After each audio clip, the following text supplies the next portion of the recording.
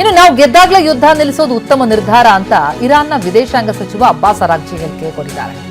ಇದೇ ದ್ವಂದ್ವ ನಿಲುವಿನ ಬಗ್ಗೆ ನಾವು ಮಾತನಾಡ್ತಾ ಇದ್ದೀವಿ. ಯುದ್ಧದಲ್ಲಿ ಅಮೆರಿಕ ವಿರುದ್ಧ ಇರಾನ್ ಮೇಲುಗೈ ಸಾಧಿಸಿದೆ. ಯುದ್ಧವನ್ನ ವಿಜಯದ ಮೂಲಕ ಕೊನೆಗೊಳಿಸೋದಕ್ಕೆ ಬಯಸ್ತೀವಿ. ಒಪ್ಪಂದಕ್ಕೆ ಶೀಘ್ರ ಅಂಕಿತ ಹಾಕೋ ಸುಳಿವನ್ನ ಅರಾಗ್ಚಿ ಕೊಡ್ತಿದ್ದಾರೆ. ನಾವಾಗ್ಲೇ ಗಮನಿಸಿದ್ವಿ ಇರಾನ್ನ ನಾಯಕರುಗಳ ಹೇಳಿಕೆಗಳು ಹೇಗೆ ಬರ್ತಾ ಇದೆ ಅಂತ. ಯುದ್ಧದಲ್ಲಿ ಅಮೆರಿಕ ವಿರುದ್ಧ ಇರಾನ್ ಮೇಲುಗೈ ಸಾಧಿಸಿದೆ.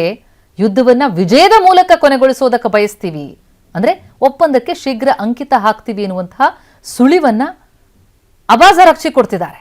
ಆದ್ರೆ ನಾವು ಸಹಿ ಹಾಕೋದಕ್ಕೆ ಸಿದ್ಧನೇ ಇಲ್ಲ ಅಂತ ಉಳಿದ ನಾಯಕರುಗಳು ಮಾತನಾಡ್ತಾರೆ ಅಂತಂದ್ರೆ ನಿಜಕ್ಕೂ ಇರಾನ್ನ ನಿಲುವೇನು? ನಾಯಕರುಗಳ ನಡುವೆ ಈ ರೀತಿಯಾದಂತಹ ದ್ವಂದ್ವ ಹೇಳಿಕೆಗಳು ಬರ್ತಾ ಇರೋದ್ರಿಂದಾಗಿ ಈ ಒಪ್ಪಂದ ಏನಾಗುತ್ತೆ ಅನ್ನೋ ಕುತೂಹಲ. ಇನ್ನು ಇರಾನ್ನ ಮಾಜಿ ಸುಪ್ರೀಂ ಲೀಡರ್ ಇದಾರಲ್ಲ ಖಮನೈ, ಅವರ ಅಂತ್ಯಕ್ರಿಯೆ ಇನ್ನೂ ಕೂಡ ಆಗಿಲ್ಲ. ಅದಕ್ಕೆ ಮುಹೂರ್ತ ಈಗ ಫಿಕ್ಸ್ ಆಗ್ತಾ ಇದೆ.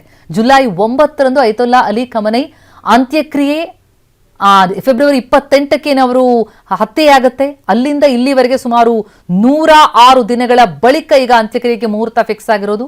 ಜುಲೈ 9ಕ್ಕೆ 132 ದಿನಗಳ ಬಳಿಕ ಐತುಲ್ಲಾ ಅಂತ್ಯಕ್ರಿಯೆ ನೆರವೇರ್ತಾ ಇರೋದು. ಜುಲೈ 4ರಿಂದಲೇ ಅಂತಿಮ ನಮನ ಸಲ್ಲಿಸುವಂತಹ ಕಾರ್ಯಕ್ರಮಗಳು ಆಯೋಜನೆ ಆಗ್ತಾ ಇವೆ. ಟೆಹರಾನ್, ಖೋಮ್, ಮಶಾದ್ ನಗರದಲ್ಲಿ ಅಂತಿಮ ನಮನಕ್ಕೆ ಅವಕಾಶ ಇರುತ್ತೆ. ನಂತರ ಖಮನೈ ಹುಟ್ಟೂರಾದ ಮಶಾದ್ನಲ್ಲಿ ಅಂತ್ಯ ಸಂಸ್ಕಾರ ನೆರವೇರಲಿದೆ.